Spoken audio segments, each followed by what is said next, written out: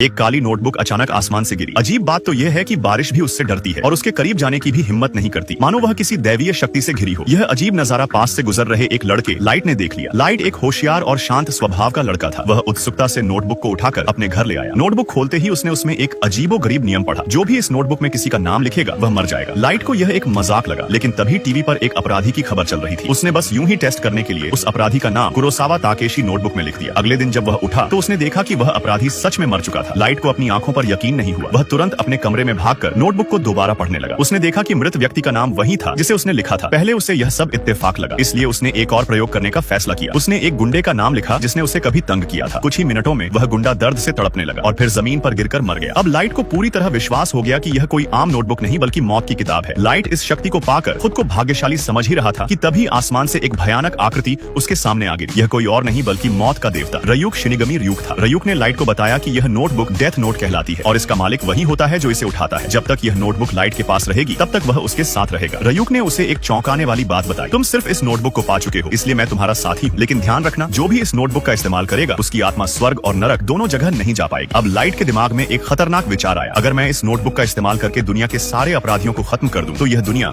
एक आदर्श स्थान बन जाएगी। इसके बाद दुनिया भर में अपराधी अचानक मरने लगे। सबका मौत का कारण दिल का दौरा था। धीरे धीरे लाइट को लोगों की जिंदगी और मौत को नियंत्रित करने में मजा आने लगा। वह खुद को न्याय का देवता किलर कीरा मानने लगा। लेकिन यह मामला जल्दी ही पुलिस के ध्यान में आ गया। दुनिया के अलग अलग हिस्सों में अपराधियों की एक ही तरीके से मौत हो रही थी। यह एक रहस्यमयी केस बन गया। पुलिस के पास कोई ठोस सबूत नहीं था, लेकिन वे समझ गए कि यह किसी एक व्यक्ति का ही काम है। इस केस को सुलझाने के लिए उन्होंने दुनिया के सबसे महान जासूस एल की मदद ली। एल एक असाधारण दिमाग वाला जासूस था, जिसने बिना किसी ठोस सबूत के सिर्फ एक दिन में यह समझ लिया कि ये मौतें जापान से ही हो रही हैं और हत्यारा युवा वर्ग का कोई व्यक्ति है।